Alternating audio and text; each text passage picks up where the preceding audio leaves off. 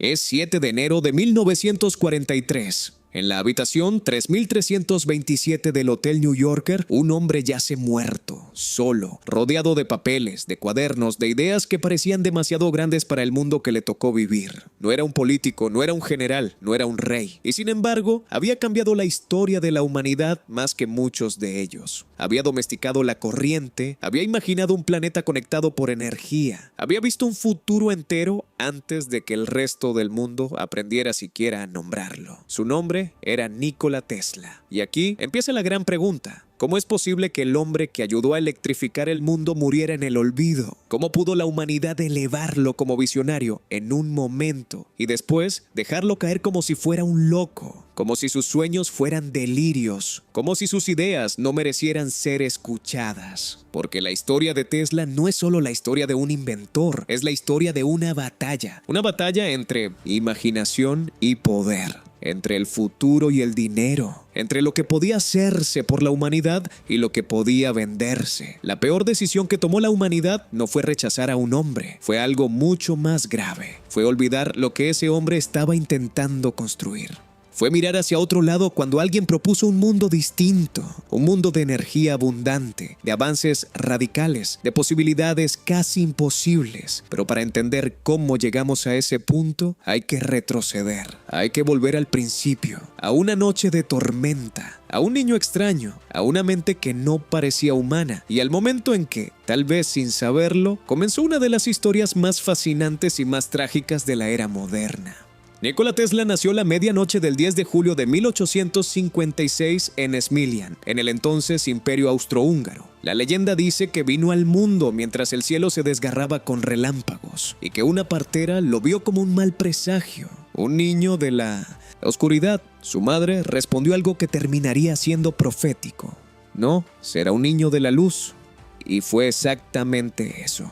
Desde muy pequeño, Tesla mostró señales de ser diferente. No diferente en el sentido común, sino en una forma inquietante, casi incomprensible. Tenía una memoria extraordinaria, podía recordar libros enteros, podía repetir páginas completas, podía imaginar objetos con un detalle tan preciso que no necesitaba dibujarlos. Los construía primero en su mente, los giraba, los probaba, los corregía. Mientras otros niños jugaban, él observaba, calculaba, imaginaba mecanismos invisibles. Su mundo interior era más grande que el real. Su madre, Yuka Tesla, fue una influencia decisiva. Aunque no tenía educación formal, poseía una habilidad natural para inventar herramientas domésticas y resolver problemas prácticos con una creatividad fuera de lo normal. Tesla diría después que gran parte de su capacidad inventiva venía de ella. Su padre, Milutin Tesla, sacerdote ortodoxo, quería otro destino para su hijo. Quería verlo dentro de la iglesia, no entre máquinas, chispas y experimentos. Pero Tesla ya estaba atrapado por algo más poderoso que cualquier disciplina familiar: la fascinación por las fuerzas ocultas de la naturaleza. Hay un episodio de su infancia que parece pequeño, pero que define todo lo que vino después. Una noche, mientras acariciaba a su gato, vio pequeñas chispas saltar entre su mano y el pelaje del animal. Era electricidad estática. Para cualquier otro niño habría sido una curiosidad. Para Tesla fue una revelación. Aquel destello encendió una obsesión. Quería entender qué era esa fuerza. Quería dominarla. Quería arrancarle sus secretos al universo. Su juventud estuvo marcada por la intensidad. Estudió en Graz, luego en Praga, aunque su formación académica fue irregular y a veces interrumpida por crisis nerviosas, problemas económicos y una personalidad cada vez más absorbida por las ideas. Tesla no solo trabajaba duro, trabajaba de una forma casi inhumana. Dormía muy poco. Se sumergía durante horas en problemas matemáticos y mecánicos. Tenía manías, rituales, obsesiones con los números, especialmente con el 3. Lo que para algunos era señal de genialidad, para otros empezaba a parecer desequilibrio. Pero detrás de todo eso había algo real, una visión técnica que estaba décadas por delante de su tiempo. En aquellos años, el gran problema de la electricidad era simple de explicar y difícil de resolver. La corriente continua, defendida por Thomas Edison, funcionaba, sí, pero tenía límites enormes. No podía transportarse eficientemente a grandes distancias. Requería centrales eléctricas cercanas, perdía energía, era costosa y poco práctica para electrificar ciudades enteras. Tesla vio la debilidad de inmediato. Y no solo vio el problema, vio la solución. Según contaría más tarde, caminando por un parque en Budapest, recitando versos de Chorem, Goethe visualizó de repente el principio del campo magnético rotativo. En un instante, comprendió cómo construir un motor de corriente alterna, sin chispas innecesarias, sin las limitaciones de la corriente continua, más elegante, más eficiente, más poderoso. Fue uno de esos momentos que cambian la historia y que, sin embargo, ocurren en silencio dentro de la mente de una sola persona. Pero ver el futuro no sirve de mucho si nadie quiere escucharte. Europa no estaba preparada para Tesla, y Tesla entendió que si quería convertir su visión en realidad, debía ir al centro del nuevo mundo industrial, debía ir a América. Llegó en 1884 con muy poco dinero, una carta de recomendación y una cabeza llena de sistemas que aún no existían. En esa carta, dirigida a Thomas Edison, podía leerse una frase famosa: "Conozco a dos grandes hombres. Usted es uno de ellos. El otro es este joven". Era el comienzo de un choque inevitable. Thomas Edison era ya una figura inmensa. Empresario, inventor, maestro de la autopromoción, constructor de un imperio. Tesla, en cambio, era casi su opuesto. Introvertido, idealista, brillante hasta lo incómodo, incapaz de jugar del todo el juego del mercado. Al principio trabajaron juntos, pero su relación estaba condenada. Edison pensaba en términos de negocio, de sistemas comerciales, de control industrial. Tesla pensaba en términos de elegancia física, de eficiencia, de posibilidad universal. Uno vendía el presente, el otro intentaba construir el mañana. La ruptura llegó rápido. Tesla afirmó que Edison le prometió una gran suma si mejoraba sus generadores de corriente continua. Después de meses de trabajo, cuando reclamó el pago, Edison respondió con una frase cruel y célebre: "Tesla, usted no entiende el humor americano".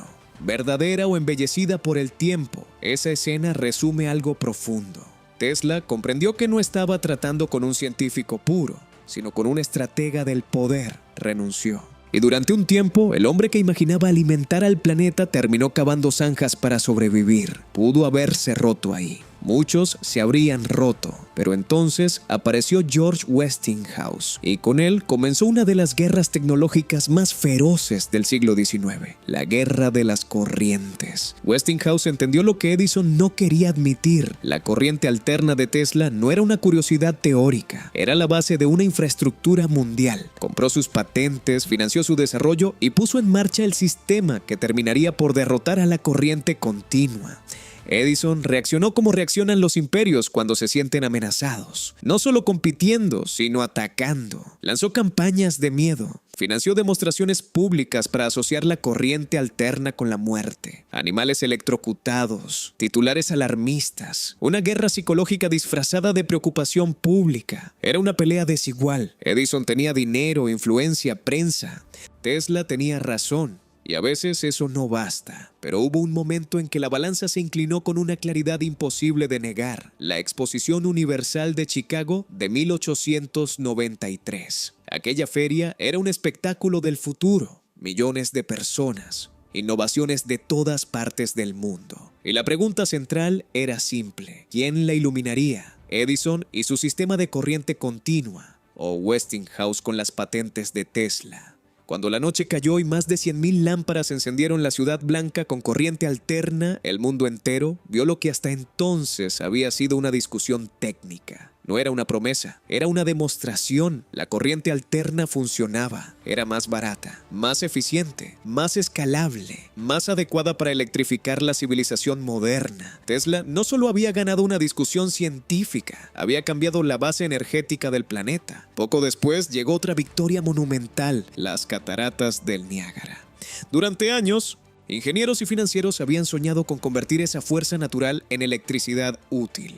Era un proyecto simbólico, casi mítico: domar una de las maravillas naturales del mundo y transformar su poder en energía para ciudades enteras. El sistema elegido fue el de Tesla y Westinghouse. Cuando la electricidad del Niágara comenzó a viajar hasta Buffalo, quedó sellado el triunfo definitivo de la corriente alterna. La guerra, en esencia, había terminado. Y aquí es donde la historia debería volverse simple. El genio gana.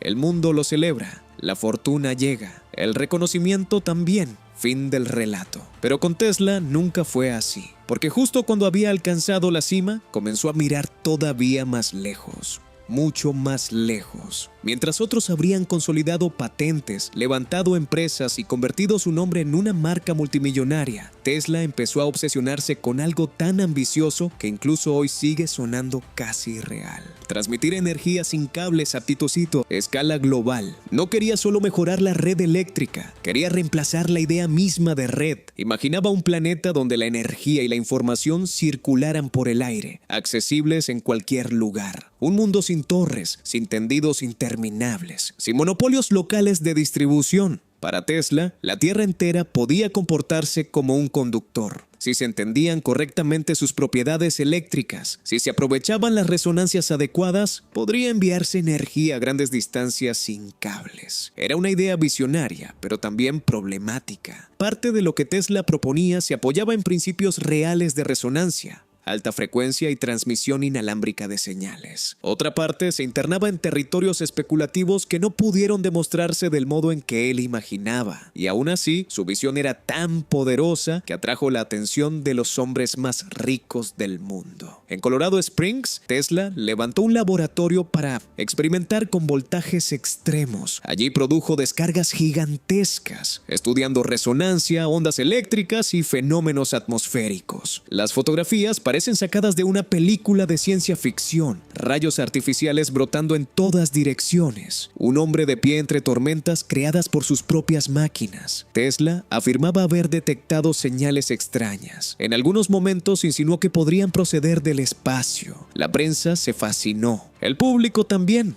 Pero la línea entre el científico revolucionario y el visionario incontrolable comenzaba a volverse difusa. Aún así, logró convencer a J.P. Morgan para financiar un nuevo proyecto. En Long Island empezó a construirse la Torre Wardenclyffe, una estructura enorme coronada por una cúpula, destinada oficialmente a comunicaciones inalámbricas transatlánticas. Pero Tesla tenía una meta mayor, mucho mayor.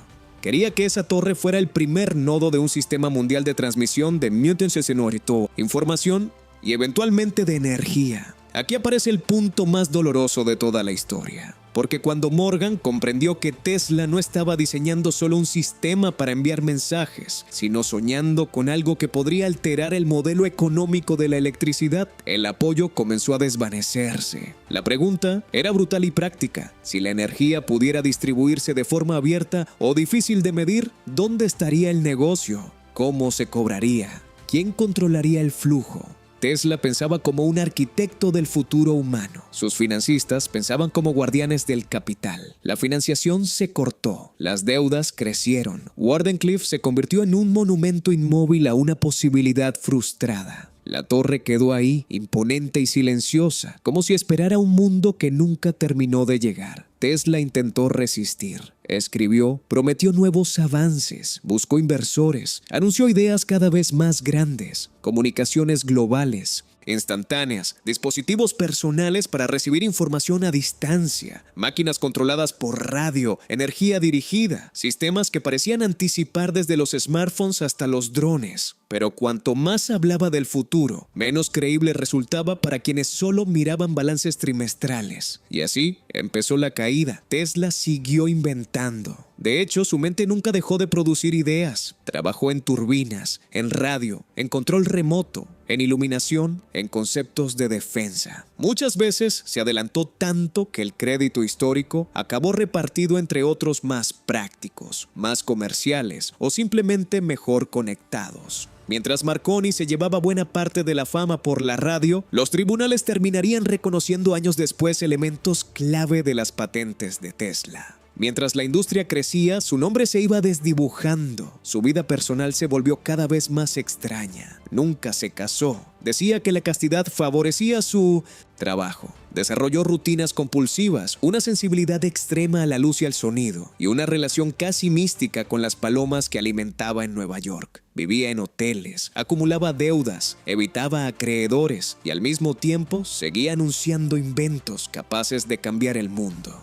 Algunos eran plausibles, otros se movían en un terreno mucho más dudoso. Entre todos ellos, ninguno ha generado más controversia que el llamado rayo de la muerte. Tesla lo describía no como un arma ofensiva, sino como un sistema defensivo capaz de derribar aviones a gran distancia y hacer la guerra prácticamente imposible. Lo llamaba Teleforce. Nunca se presentó un prototipo funcional verificable. Nunca se demostró como él afirmaba. Pero en un siglo atravesado por guerras mundiales, su sola idea bastó para atraer interés gubernamental, rumores, espionaje y toda clase de teorías. Con el tiempo, la figura de Tesla quedó atrapada entre dos extremos. El del genio real que transformó la ingeniería moderna y el del mito al que se le atribuye cualquier tecnología perdida o secreta imaginable. Entonces llega el último acto. En enero de 1943, Tesla muere solo en su habitación del New Yorker. Tenía 86 años. Poco después, la Oficina de Custodia de Propiedad Extranjera intervino sus pertenencias, en parte por la naturaleza de sus supuestos trabajos defensivos y por el contexto de guerra. Ingenieros examinaron sus papeles. Décadas más tarde, muchos documentos serían devueltos o acabarían en museos y archivos, especialmente en Belgrado. Ese detalle fue suficiente para encender la imaginación pública.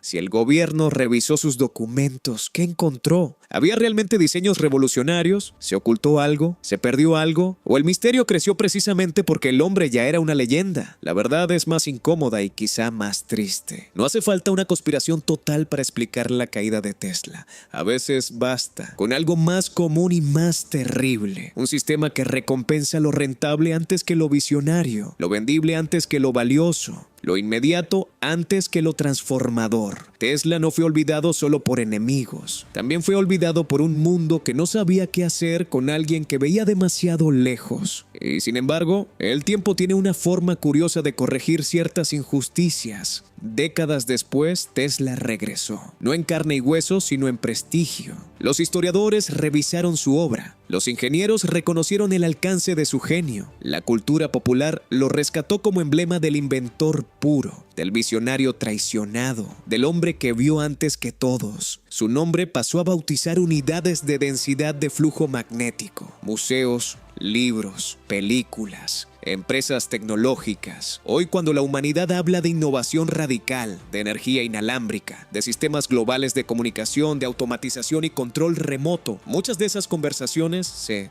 mueven por caminos que Tesla ayudó a abrir. Pero aquí está la parte más importante. Recordar a Tesla no significa convertirlo en un santo ni en un mago. Significa entender lo que representaba. Representaba la posibilidad de pensar más allá del negocio inmediato. Representaba la idea de que la tecnología podía imaginarse como un bien civilizatorio, no solo como un producto. Representaba una clase de ambición extraña, peligrosa y hermosa, la ambición de elevar a toda la humanidad, no solo de enriquecer a unos pocos. ¿Tenía razón en todo? No. Algunas de sus propuestas eran incompletas, otras eran inviables con la física y la ingeniería conocidas. Algunas probablemente nacieron de una intuición brillante mezclada con exceso de confianza. Pero ese no es el punto. El punto es que, entre todas sus exageraciones, delirios y aciertos, había una pregunta legítima que el mundo nunca terminó de responder. ¿Qué ocurre cuando una civilización deja de apoyar a quienes imaginan futuros incómodos? ¿Qué se pierde cuando el mercado decide qué sueños merecen sobrevivir? Tal vez la peor decisión que tomó la humanidad no fue simplemente olvidar a Nikola Tesla como persona, fue olvidar la lección detrás de su vida, que el progreso real casi siempre parece absurdo al principio, que las ideas más transformadoras suelen llegar envueltas en incomodidad, en riesgo, en ridiculez pública, y que a veces, cuando el mundo se ríe de un visionario, no está demostrando sensatez, está confesando su propia falta de imaginación. Hoy seguimos viviendo en una realidad que Tesla ayudó a construir. La corriente alterna sigue latiendo bajo nuestras ciudades. Los motores basados en sus principios siguen moviendo industrias enteras. La transmisión inalámbrica de información domina el planeta. Y aún así, su historia sigue doliendo porque nos obliga a preguntarnos cuántos otros futuros quedaron enterrados junto a él. Cuántas ideas fueron descartadas no por imposibles, sino por inconvenientes. ¿Cuántas torres Wardenclyffe seguimos derribando antes de tiempo? Quizá esa sea la razón por la que Tesla sigue fascinando, porque no pertenece solo al pasado, pertenece a esa frontera inquietante entre lo que somos y lo que podríamos haber sido. Y ahora la pregunta te toca a ti. Si hoy apareciera alguien con una idea capaz de cambiar el mundo, pero incapaz de volver rico al sistema que domina ese mundo, ¿lo escucharíamos o volveríamos a enterrarlo? Si te interesan historias como esta, historias donde la ciencia, el poder y el destino chocan de frente, quédate cerca, porque todavía quedan muchas verdades incómodas por contar.